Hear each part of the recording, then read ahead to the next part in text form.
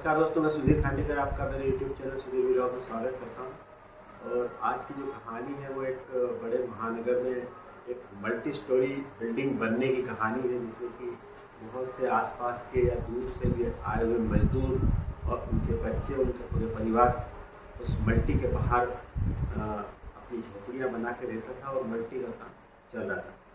तो उसी जो मल्टी के जितने भी मजदूर काम कर रहे थे उस मल्टी को बनाने में, उसमें जितने मजदूर लगे थे उनके जो छोटे छोटे बच्चे थे वो दिन भर कभी रेत पे खेल रहे हैं, कभी कहीं खेल रहे हैं, कभी दौड़ लगा रहे हैं। तो इस प्रकार की एक्टिविटी में लगे रहते। तो अधिकतर शाम को बच्चे क्या करते थे कि एक जैसे रेल रेल का खेल खेलते थे। तो ऐसे एक खेल चल रहा था बच्चों का। एक आदमी था वो जो रोज ऑब्जर्व करता था उन बच्चों के खेल को। तो जैसे रोज देखता था कि कोई बच्चा कब कभी इंजन बनता है, कुछ बच्चे डिब्बे बनते हैं और पीछे एक गार्ड रहता है। एक सबसे छोटा बच्चा था वो गार्ड का काम कर रहा था और डिब्बे आपस में चेंज होते रहते थे। कभी कोई आगे हो जाता, कभी कोई पीछे हो जाता, कभी कोई इंजन बन जाता, कभी कोई डिब्बा हो जाता। तो इस प्रकार से वो आपस में रोटेट हो रहे थे। लेकिन ये जो छोटा बच्चा था जिसके पास मतलब जो हमेशा गार्ड में ही काम करता था, तो उसने उससे पूछा, भाई देखो मज़ा तो तुमको भी आ रहा है, ट्रेन तुम भी चला रहे हो, गार्ड का काम करते हो, लेकिन ये देखा है कि दूसरे बच्चे बदलते रहते हैं। कभी कोई पहले नंबर के डब्बे पे आता है, कभी कोई चौथे पे आता है, कभी छठे पे आता है, आठवीं पे आता है, कोई इंजन बन जाता है। वो आपस में रोटेट हो रहे हैं, लेकिन तुम गार्ड के गार्ड में तुमको इंजन बनने की इच्छा नहीं हो रही है या तुमको कोई डब्बा बनने की इच्छा नहीं हो रही, तुम हमेशा गार्ड ही बने रहोगे। तो वो छोटा सा जो बच्चा था वो बड़ा मुस्कुराया। उसने कहा कि क्या करें, अब देखो मेरे पास जो है ना सिर्फ चड्डी है पहनने के लिए, मेरे ऊपर शर्ट है नहीं मेरे पास, और मेरे अभी माँ बाप इतना अच्छा कमा नहीं पा रहे मजदूरी करके कि मेरे लिए अभी शर्ट ले लें। गर्मी का सीजन भी है तो कोई दिक्कत भी नहीं है।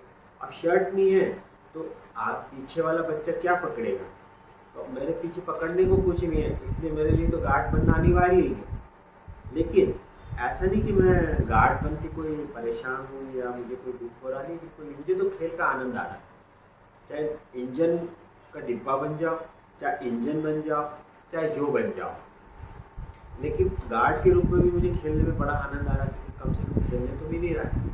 तो वो व्यक्ति सोचने पड़ गया। उसने कहा यार गजब की बात बोली, इतना छोटा सा बच्चा और इतना ज्ञान, और साथ में उसको इस बात का कोई मलाल नहीं है कि उसके पास कपड़े नहीं है, शर्ट नहीं है, और ना माँ बाप के प्रति कोई उसका रोष है कि उसके पिताजी या उसकी मम्मी उसको लेके नहीं दे पा रही है।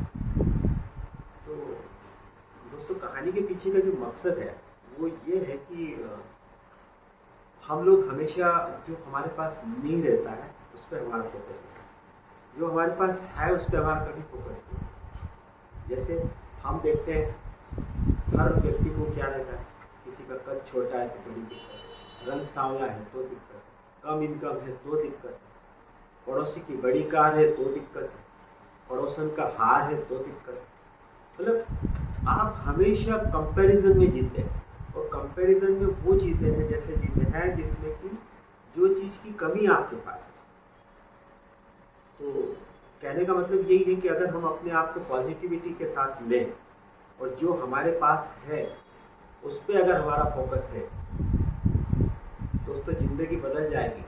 चिड़िया कभी भी इस बात का रंज गम नहीं करती कि बाज इतना ऊंचा उड़ सकता है और मैं बिल्कुल नीचे नीचे उड़ती हूँ।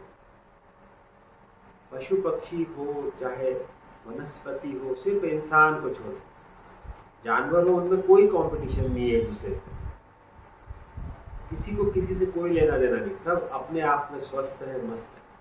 तो दोस्तों, मेरा भी कहने का यही मतलब है कि हम भी क्योंकि इंसान है, बुद्धिमान है, हमारे पास बुद्धि है, भगवान ने दी है, तो उसका उपयोग करें। आपस में जो जलन की भावना है उसको ख़त्म करें, प्रेम से रहें और हमारे पास जो है उसका भरपूर आनंद लें। तो दोस्तों, कहानी कैसी लगी ये मैं आपसे इस पर भी प्रतिक्रिया चाहूँगा, और आज यही काम समाप्त करते हैं। नमस्कार।